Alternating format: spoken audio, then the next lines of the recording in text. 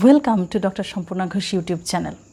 আজকে আমি যে জিনিসটা নিয়ে বলবো, আগের দিন বলেছি কোন ব্যায়ামটা করলে আপনার মুখের স্কিনটা টাইট থাকবে, আর আজকে দেখাবো ক্রিম কিভাবে মাখলে, কিভাবে মাসাজ করলে আমাদের স্কিন হাইড্রেটেড থাকবে, কি করে মানে স্কিনের ঔজ্জ্বল্য বাড়বে, আপনার চামড়ার যে ট্যান, ফাইন রিঙ্কেলস, সেগুলো কি করে মুক্ত হবেন। চলুন দেখে নেওয়া যাক। প্রথমে একটু হাতে ক্রিম নিয়ে নেবেন, মুখেও প্রত্যেকটা জায়গায় মানে এগুলোতে ক্রিম লাগিয়ে নিতে হবে। তো হাতে ক্রিমটা আঙুলে, এই যে আমাদের ইন্ডেক্স ফিঙ্গারে ক্রিমটা লাগিয়ে নিলেন। তো মাসাজটা কিভাবে করবেন, এখানটাতে মানে নাকের এই জায়গাটা থেকে টেনে চোখের কোণা পর্যন্ত এরকমভাবে আপনাকে মাসাজ করতে হবে, খুব হালকাভাবে এবং 10 বার হলো। নিচের জায়গাটা আপনি এরকম একবার মাসাজ করবেন, এটা 10 বার, মানে এদিকটা হলো নিচের জায়গাটা 10 বার হলো।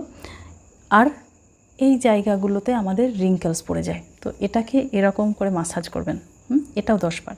আর মেন ইম্পর্ট্যান্ট যেটা, সেটা হচ্ছে এই গালটা আমাদের আস্তে আস্তে বয়স বাড়লে ঝুলে যায়, তো সেটাকে মানে আটকানোর জন্য এই মাসাজটা করতে হবে, এটাও 10 বার। আর কপালে কি হয়, আমাদের এই ফোরহেডে রিঙ্কেলস পড়ে, তো সেটাকে এই আঙুলের 4টে আঙুলে আপনি ক্রিমটা লাগিয়ে নেবেন।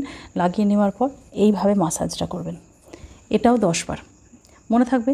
আর চোখে যাদের ফাইন রিঙ্কেলস পড়ে, সেই চোখের রিঙ্কেলসের জন্য একটা আঙুলে ডগায় ক্রিম লাগিয়ে জাস্ট এরকম, আবার কখনো এরকম একটা সার্কেলও করতে পারেন, যে কোনো হাফ সার্কেল বা ফুল সার্কেল।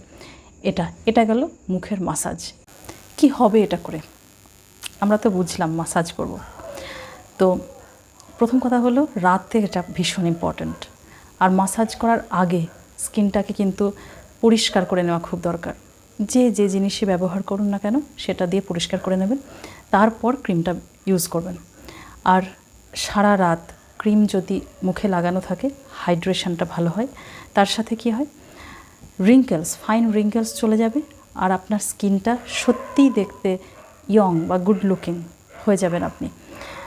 আর তার সাথে কিছু জিনিস মেনটেন করা দরকার, সেগুলো আমি আরেকদিন আরেকটা ভিডিওতে বলবো, মানে ডুজ অ্যান্ড ডোন্টস খাওয়া দাওয়ার ব্যাপারে।